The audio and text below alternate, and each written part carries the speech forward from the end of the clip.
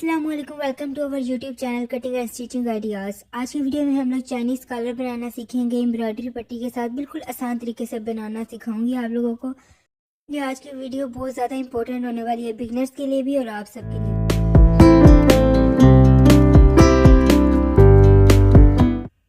Time जाए के बगैर हम लोग वीडियो को स्टार्ट करते हैं। ये सूट का पोस्टर है। ये जिस तरह का गला इसके ऊपर बना हुआ है ना, हमने इसे थोड़ा मिलता जुलता बनाना है। इस तरह का जो सेम गला है ना, वो एक दफ़ा अम्मी ने मेरा बनाया था, लेकिन तब हम लोग का यूट्यूब चैनल नहीं था तो उसकी कोई वीडियो हमने बना के अपलोड नहीं की।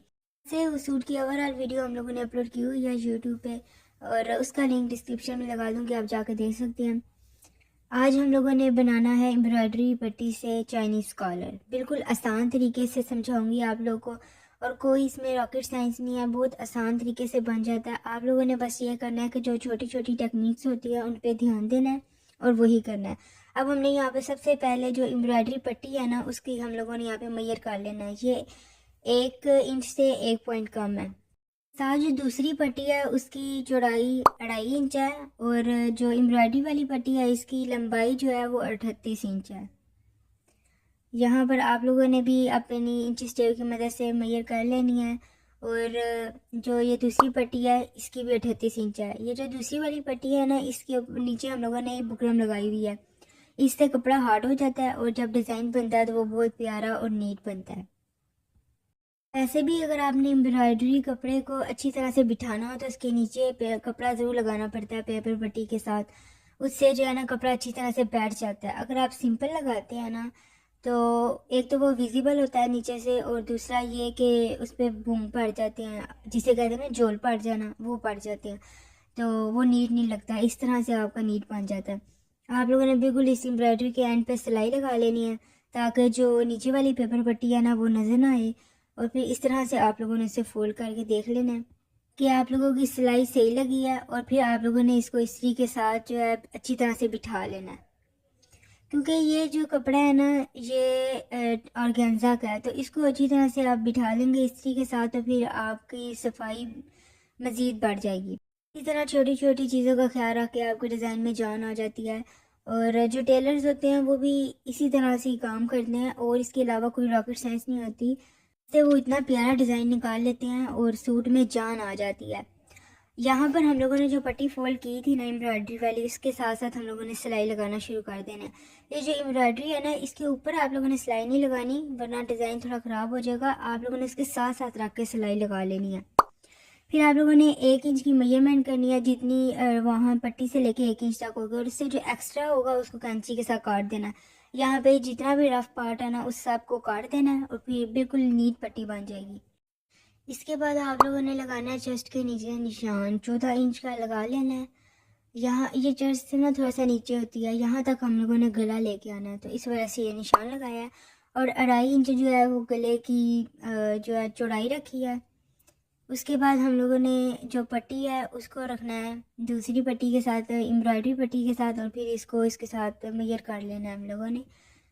ये जो वही पट्टी है जो हम लोगों ने तैयार की थी ना, तो इसको फोल्ड किया है, तो इसके हाफ पे हम लोगों ने निशान लगा लिया है, ताकि हमें पता हो कि कितना इसका हाफ है एग्जैक्ट। तो उसके हिसाब से हम लोगों ने यहाँ पे हाफ लगा लिया है। जो हमने पट्टी का हाफ किया था ना, उससे 3 इंच आगे निशान लगाया और 3 इंच पीछे निशान लगाया है। ये हमने किस लिए लगाया है ये आपको मैं आगे चल के बताती हूँ। ये हमारी टोटल पट्टी है ना, तो इसमें सेंटर वाला जो है ये इसका पट्टी का हाफ है, और 3 इंच जो आगे और पीछे निशान लगाया है वो हम लोगों ने इसलिए लगाया ताकि हम लोगों ने इसको यहाँ पे जिस तरह से फोल्ड करना है।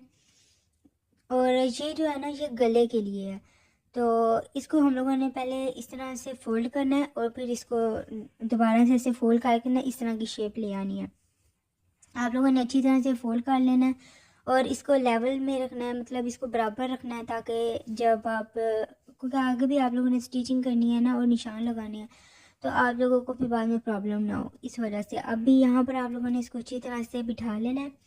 हम यहाँ पर इसको दोबारा से इस्त्री करेंगे, लेकिन उससे पहले हम लोगों ने इसकी मेजरमेंट कर लेनी है। यहाँ पे 7.5 इंच का हम लोग हाफ का निशान लगाएंगे। ये भी आपको वीडियो में आगे चल के पता चलेगा कि ये निशान हमने क्यों लगाया है, क्योंकि गला जो है ना उसमें थोड़ी गहराई देने के लिए हम लोगों ने ये निशान लगाया है। ये आगे चल के जब आपको सिखाऊंगी ना तो फिर आप लोगों को पता चल जाएगा कि ये निशान किस लिए था। अब इस तरह से इसको अच्छी तरह से बिठा लेना ताकि हमारा जो डिज़ाइन है ना जब हम उसको स्टिच करें तो वो तंग ना करे और आराम से हमारा सिलाई हो जाए।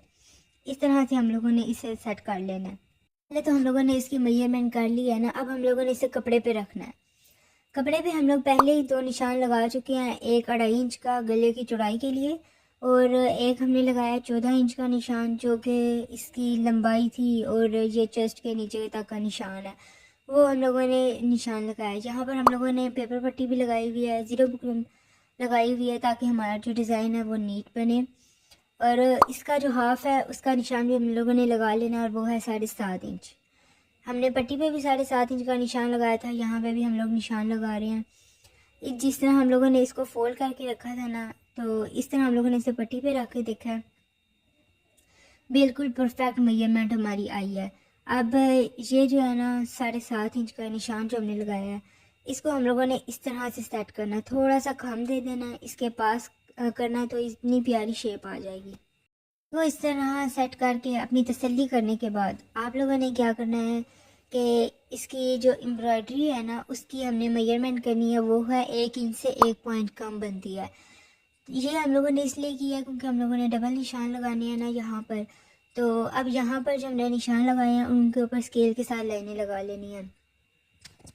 ये इसलिए है क्योंकि हमने जो इसका सेंटर वाला हिस्सा है ना वो यहाँ से निकाल देना है कटिंग करके, और जो बाहर वाला उसके साथ जो है हमारी ये पट्टी जुड़ेगी और हमने उसको इसके साथ सिलाई करना है। अब जितना हमने निशान लगाया था ना उतनी हम लोगों ने यहाँ पर जितनी हमने मेजरमेंट की थी उतना हम लोगों ने निशान लगा लिया। अब ये पट्टी है इसको हमने साथ रख के देखा है, इससे जो साथ है ना वो हम लोगों ने कटिंग करना शुरू कर देना। ये हमने कटिंग के लिए निशान लगाया है। अब कैंची के साथ इसे काटना शुरू कर देना है और इसका सेंटर वाला हिस्सा जो है वो यहाँ से निकाल देना है, को एंड तक कटिंग कर लेना है और बिल्कुल एंड पे आके ना एक डीप कट लगा देना है। इस तरह से आप लोगों ने भी डीप कट लगा लेना है। और फिर हमने ये कमीज़ को जोड़ना है आपस में, बस इतनी सी सिलाई लगानी थी। और ये जो जितना भी ऊपर से रफ़ पार्ट है ना इसे हम लोग सारा जो भी रफ़ कपड़ा है उसको हम कट कर देंगे और थोड़ा थोड़ा डीप कट्स लगा देंगे। अब यहाँ पर हम लोगों ने ये जो पट्टी है ना इसके ऊपर जो कट लगाया था उसी निशान से हम लोगों ने इसके ऊपर रखना है इस पट्टी को और फिर वहाँ से सिलाई करना शुरू कर देना। एग्जैक्ट उसी पॉइंट के ऊपर आइए और आप हम लोगों ने सिलाई करना शुरू कर देना।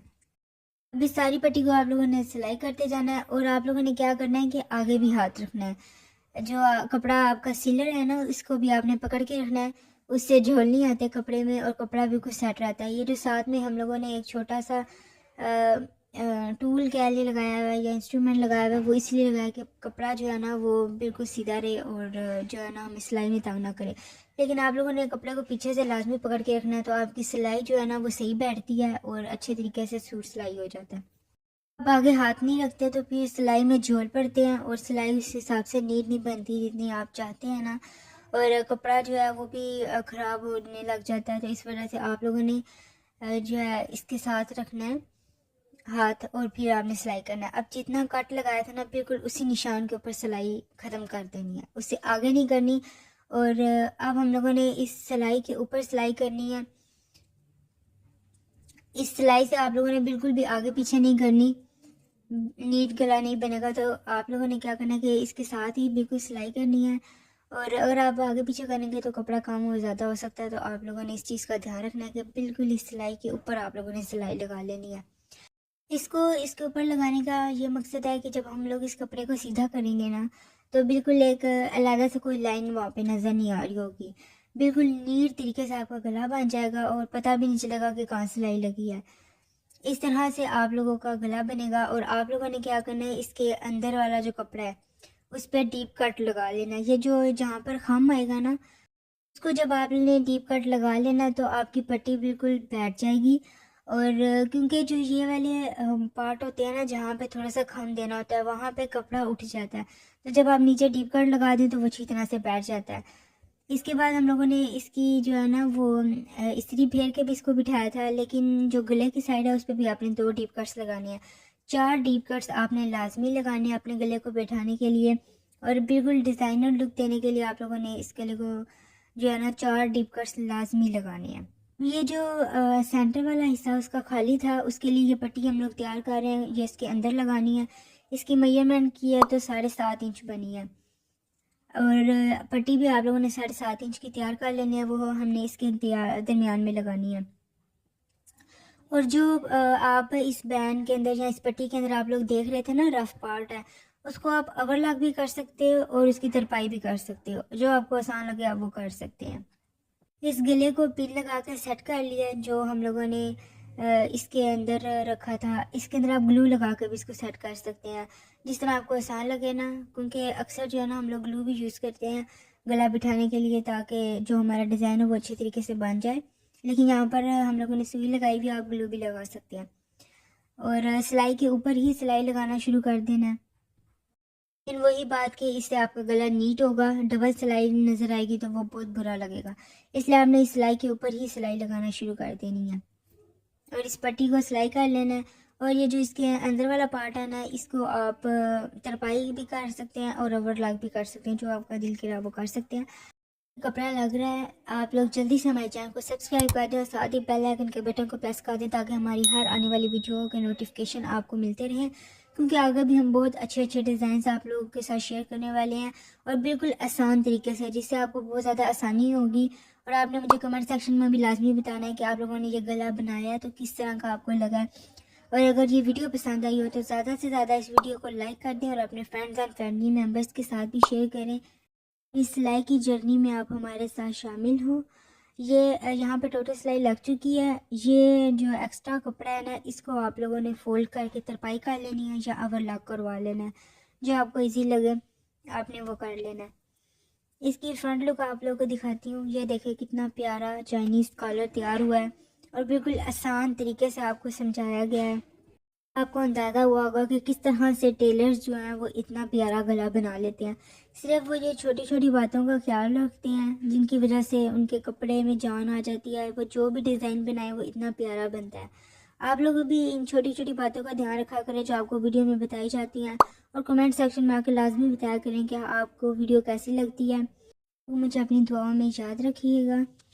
मैं आपको मिलूँगी अगली वीडियो में नए डिज़ाइन के साथ। तब तक मुझे दीजिए इजाज़त। अल्लाह हाफिज़।